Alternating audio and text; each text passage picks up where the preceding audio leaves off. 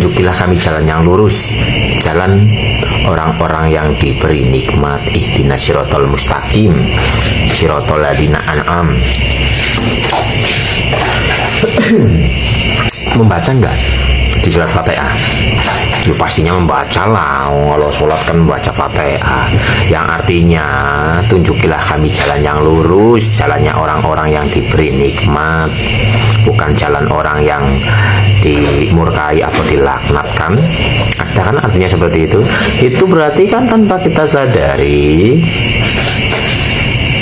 kita itu kan membaca seperti itu, berarti kita sedang berdoa agar kita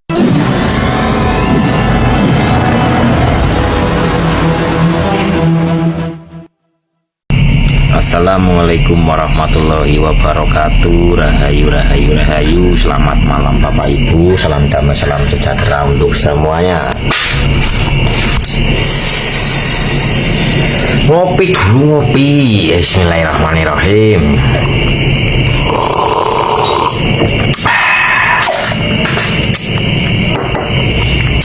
Oke Bapak Ibu, ojo tersulo bae, ojo sambat bae, jangan mengeluh terus. Ayo coba kita koreksi. Kenapa kita harus mengeluh?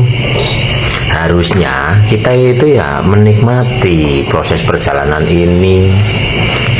Bapak Ibu sendiri yang meminta, giliran diberi kok sambat, kok tersulo. Loh, minta gimana Mas? Loh, gini. Bapak Ibu, ayo coba kita koreksi. Di saat Bapak Ibu sholat, Bapak Ibu membaca enggak? Tunjukilah kami jalan yang lurus, jalan orang-orang yang diberi nikmat. Ihdinas siratal mustaqim, siratal ladzina an'am. Membaca enggak di surat Fatihah? Ya pastinya membaca lah, kalau sholat kan membaca Fatihah, yang artinya tunjukilah kami jalan yang lurus, jalannya orang-orang yang diberi nikmat, bukan jalan orang yang dimurkai atau dilaknatkan. Ada kan artinya seperti itu. Itu berarti kan tanpa kita sadari, kita itu kan membaca seperti itu, berarti kita sedang berdoa agar kita diberi jalan orang-orang yang diberi nikmat. Siapa itu? Ya para nabi, para rasul, para wali, para orang-orang soleh, orang suci. Tapi coba kita baca kisah-kisah para nabi, para rasul. Ada nggak nabi rasul yang ujuk-ujuk kepenak? Bukankah jalannya para nabi, para rasul itu penuh dengan ujian, cobaan, penderitaan, dan sebagainya? Awal-awalan, sebelum akhirnya itu menikmati, sebelum akhirnya itu indah. Nah kita, tunjukilah kami jalan yang lurus, jalannya orang-orang yang diberi nikmat. Nah jalannya bagaimana? Berarti kan kita mengikuti atau mencontoh perjalanan kehidupan di masa lalunya sampai kepada masa kejayaannya. Makanya baca-baca sendiri atau minta-minta sendiri, giliran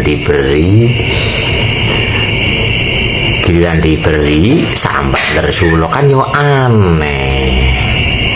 Jadi hidup ini adalah jalani, nikmati dan bersyukurlah. Katanya minta jalan yang diberi jalan tunjukilah kami jalan yang lurus, jalannya orang-orang yang diberikan nikmat. Nah beliau-beliau dulu-dulunya sebelum merasakan nikmat kan melewati proses itu, dan semua wajib merasakan proses itu. Tidak ada barang matang tanpa pemasakan, tidak ada kenyang tanpa proses. Wong kita umpama lelep saja itu masih mentah, ya diproses kok, dikunyah, dikunyah, ditelen, di dalam ya diproses lagi kok. Jadi yang namanya sunnatullah, hukum ilahi, hukum semesta, berproses, tidak ada barang instan. Oke, nikmatilah hidup ini, nikmatilah proses perjalanannya. Katanya minta diberi jalan yang nikmat seperti orang-orang dahulu. Lah kok sampean Rasulullah iki piye? Kepriwe? Bantu ya Allah. Lah di Fatihah itu ada surat Al-Fatihah. Kita meminta jalan yang lurus, jalannya orang-orang yang diberi nikmat. Tapi dalam Qur'annya, jangan harap engkau akan masuk surga jika belum merasakan penderitaan, kekurangan, ininya kepahitan hidup yang sampai dadanya sesak. Dan apa itu ya ayatnya ya, jangan harap, Al-Baqarah ayat 214 kalau nggak salah, ayat 214.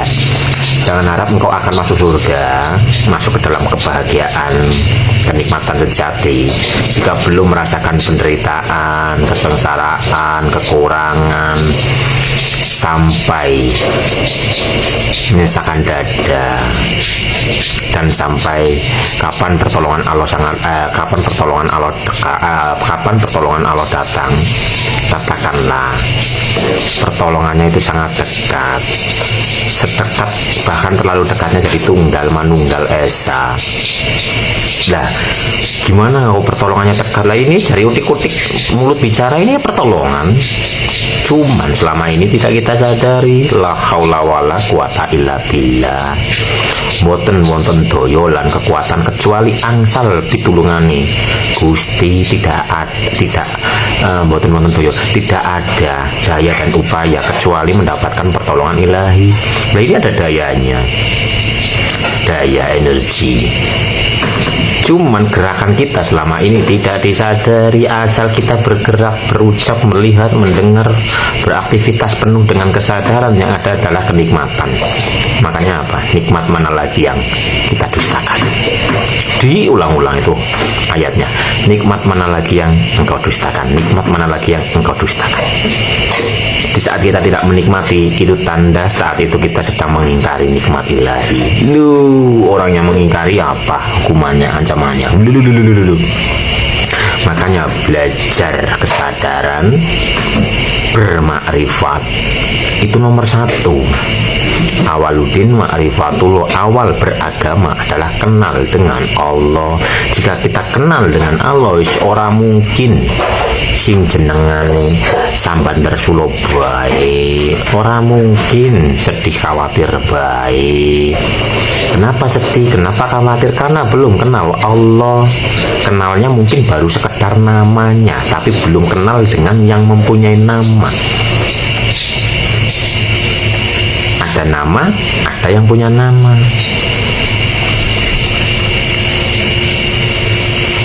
Makanya sebelum menyampaikan syariat, kan yang Nabi kan berdakwahnya hakikat makrifat, pengenalan jati diri, makrifat. Sehingga dikatakan dia gila, dia itu ngelantur, dia ini dan sebagainya. Itu proses dakwah dalam keruhanian. Makrifatnya setelah berdakwah belasan tahun apa ya, makrifat, akhirnya terus mendapatkan wahyu untuk bersyariat. Jadi pengenalan jati diri itu utama. Awaludin ma'rifatullah, awal beragama adalah kenal Allah. Makanya rukun Islam pertama adalah bersyahadat. Bersahadat, penyaksian. Bagaimana penyaksiannya? Murnikan jiwa raga, menyaksikan sebenar-benar Tuhan kita, agar kita mengikuti kehendak ilahi. Itu utama. Kalau orang zaman dulu dari makrifat bersyariat, kalau sekarang sudah ada syariat, dari syariat yang bernuansa hakikat makrifat. penyaksian timur dan barat kepunyaan Allah, kemanapun kita menghadap di situ kita melihat wajahnya. Jadi kita kenal dengan Allah. Umpama dalam ayat umum atau pemahaman umum, timur dan barat kepunyaan Allah, kemanapun kita menghadap di situ wajahnya. Ini kalau umpama kita nggak tahu mana timur mana barat, ini secara umumnya. Tapi secara khusus, secara hakikatnya adalah kemanapun kita menghadap di situ wajahnya. Makanya hanya dengan sadar Allah hati menjadi tenang, hanya dengan mengingat Allah hati menjadi tenang. Mengingat itu masih umum, tapi kalau sadar itu sudah agak khusus gitu loh. Gitu, makanya hanya dengan sadar Allah hati menjadi tenang. Ya, gerak seperti ini kita sadar. Di saat kita sadar, gerak tapi dibarengi dengan kesadaran, sudah bukan ucapan, sudah bukan kata-kata. Ini yang disebut dengan zikir, hofi, zikir setiap saat, selalu eling, selalu ingat, selalu sadar. Jadi gerak seperti ini, kesadarannya itulah haula wala. Jadi asal gerak dibarengi dengan kesadaran setiap saat, sejatinya gerakan kita sedang wiridan, sedang zikiran.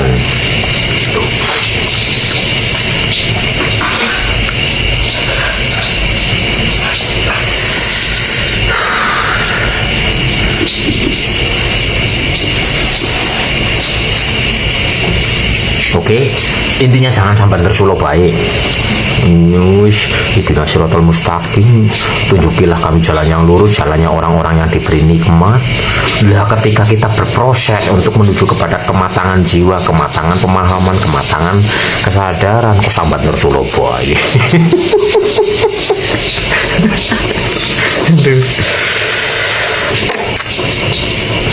Ayo bersyukur atas nikmat gerak, nikmat memandang, nikmat mendengar, nikmat merasakan rasa asin manis pahit ketir dan sebagainya. Nikmati hidup ini, terus nikmati. Orang yang menikmati hidup artinya adem ayem, awake sehat. Oke Bapak Ibu, mari kita bersyukur dengan apapun kondisinya. Bersyukur karena yang namanya proses pematangan itu butuh pemasakan. Tempe itu, istri saya lagi goreng tempe biar matang, digoreng dulu kok, dirajang-rajang, gari digoreng nang lengo sing panas. Semua butuh proses, butuh pematangan. Tidak ada yang tidak dengan pematangan. Makanya ayatnya, tunjukilah kami jalan yang lurus, jalannya orang-orang yang diberikan nikmat, para nabi, para rasul, para wali. Semua itu menempuh jalan yang berlika-liku, digempur oleh penderitaan, digempur oleh kesengsaraan, digempur oleh sesuatu yang sangat menyesakkan dada. Tapi beliau-beliau itu ikhlas menjalaninya, karena sadar dari proses perjalanan itu adalah proses kenikmatan yang ujung-ujungnya nanti nikmat. Yaitu tadilah seperti orang memasak,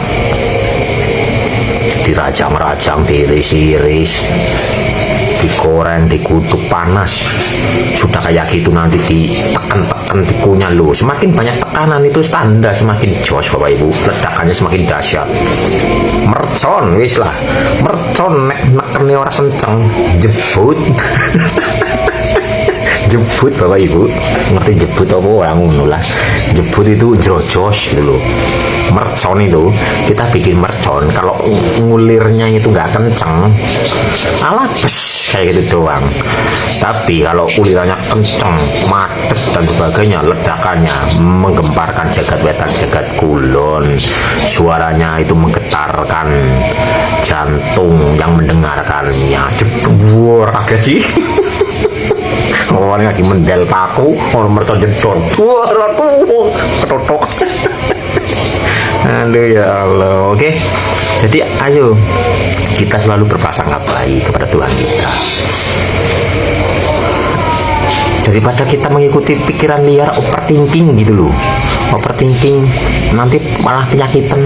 Karena apa? 90% penyakit itu berawal dari pikiran yang keliru. dan 10%-nya adalah kecerobohan, entah kurang istirahat, entah pola makannya yang kurang ini dan sebagainya. Tapi 90% penyakit itu karena pikiran. Seperti orang yang punya penyakit di bagian perut itu pasti kekhawatiran, nggak tahu mengkhawatirkan apa, takut akan sesuatu, itu perut yang akan kena. Jantung dada nih, dada itu tentang kesedihan, sedih, mungkin akan pengalaman masa lalu, sedih melihat ini, melihat itu dan sebagainya, berlarut-larut. Nanti penyakitnya ada di bagian jantung. Jadi di dalam diri kita ini ada saling keterhubungan dengan sini, titik-titik cahaya dalam diri kita.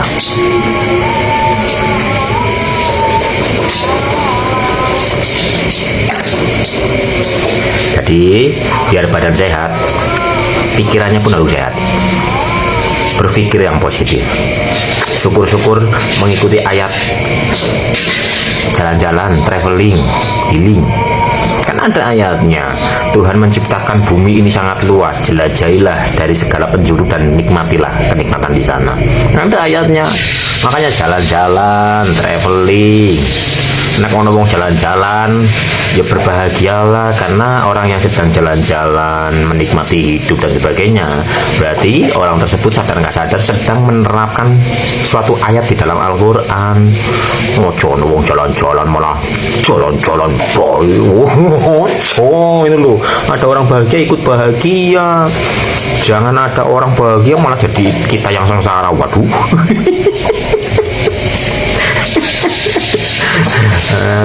Ayo damaikan batin kita dengan kita selalu sadar kepada Sang Maha.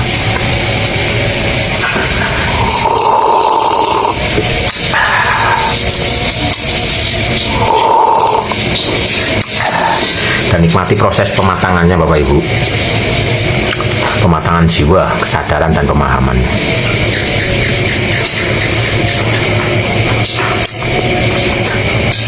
Di saat kita mau menuju kepada puncak, pasti jalannya lika-liku Bapak Ibu, pasti itu. Kalau nggak percaya, naik ke bukit yang agak tinggi, umpama dari bawah jalannya lurus sampai ke atas, motornya nggak kuat.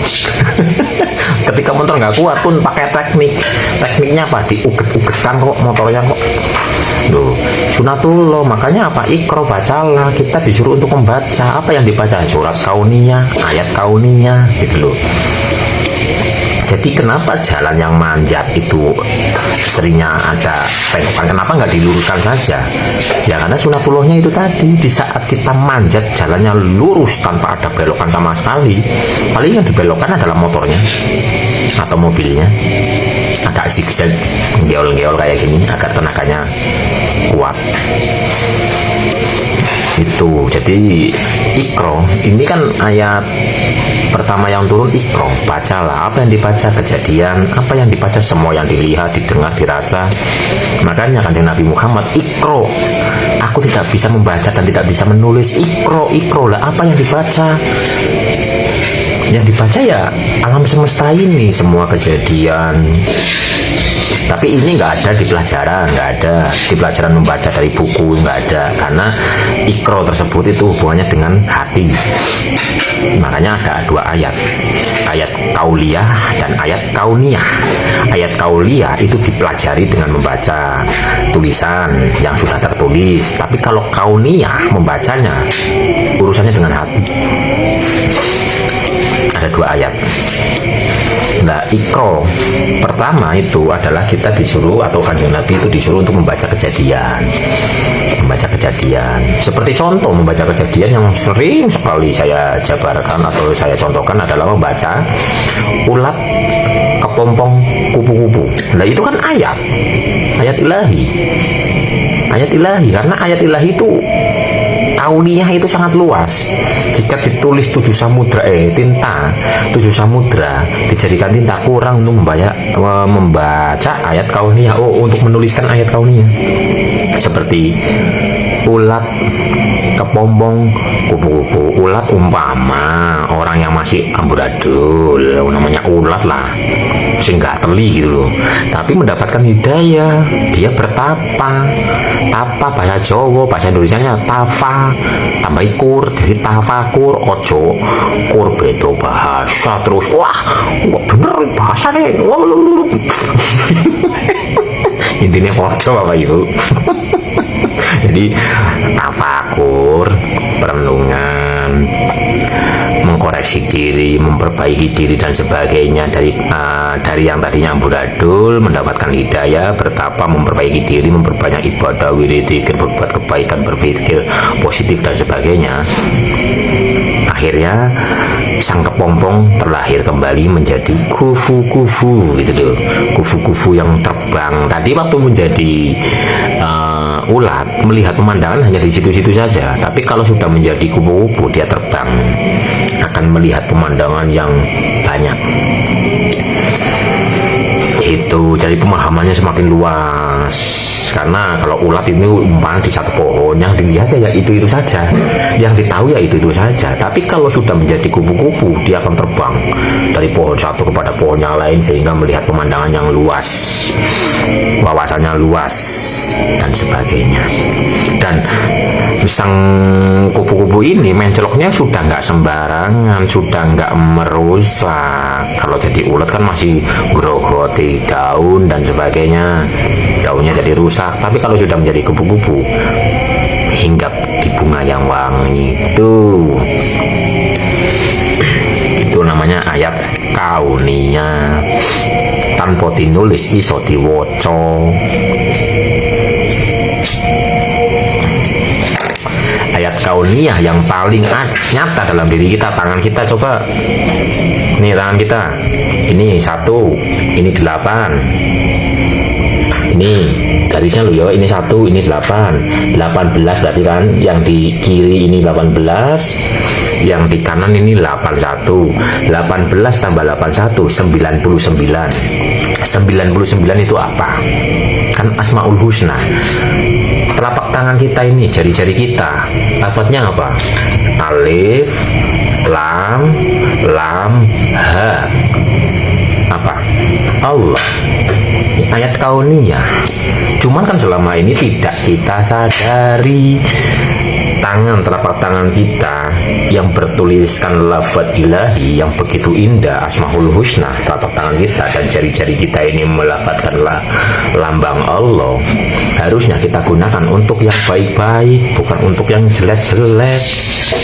Tuh, makanya di saat kita memahami diri kita, kita melihat tangan kita berlafazkan Allah dan sebagainya, otomatis kita akan menggunakan tangan kita sesuai dengan tuntunannya, nggak asal jadi ada rimanya. Itu yang disebut membaca kitab diri. Bacalah kitabmu, cukup dirimu menjadi penyaksi, gitu.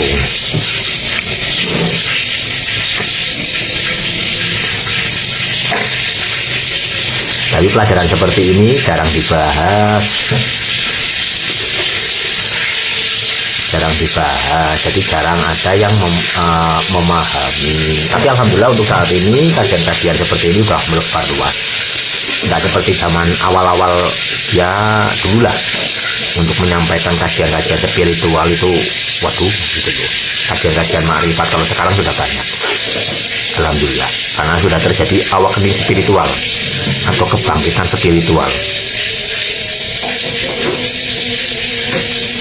Tapi perlu dipahami lagi, spiritual itu membahasnya secara hakikat itu tentang keilahian, ketauhidan, keesaan, tentang jati diri, bukan tentang kesaktian, bukan tentang tenaga dalam, bukan tentang apa ya, bukan tentang yang itulah.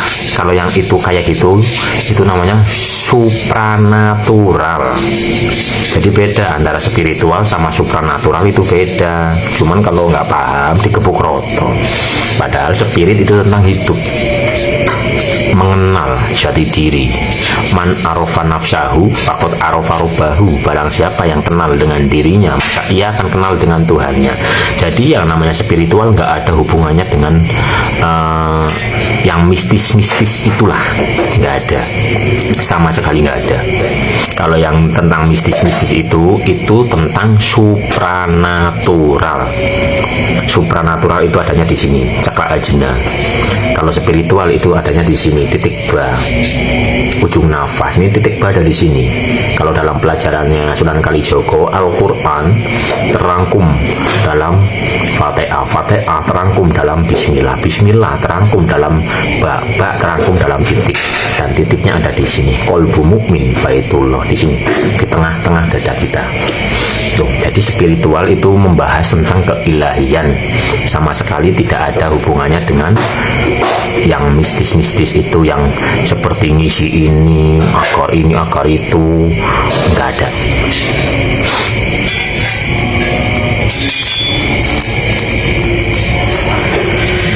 Jadi supranatural itu kemakhlukan, spiritual itu keilahian, ketauhidan kalau bahasa agamanya. Makanya dalam bahasa yang lain itu sebutan ketauhidan adalah spiritual. Beda bahasa tapi maknanya sama, intinya sama. Tentang hidup, mengenal hidup. Barang siapa yang kenal dengan hidupnya, maka ia akan kenal dengan Sang Maha Hidup. Nah, diri kita sejati yang hidup, Bapak Ibu. Sudah kenal atau belum? Sudah kenal dengan dirinya pribadi masing-masing apa belum?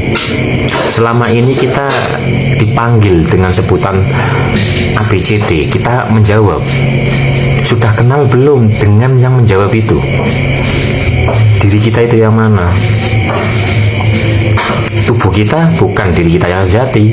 Tubuh kita adalah bagian dari diri kita. Di saat tubuh kita sudah ditinggalkan, kita masih ada. Kenali yang itu. Kenali. Di saat kita mengenali yang itu, maka kita akan kenal dengan Tuhan kita sebenar-benar kenal. Kita akan menyaksikan sebenar-benar bersaksi, bukan hanya membaca syahadat, tapi kita benar-benar bersyahadat. Aku bersaksi. Kapan kita pernah bersaksi? Alastu birobikum qalu bala syahidna.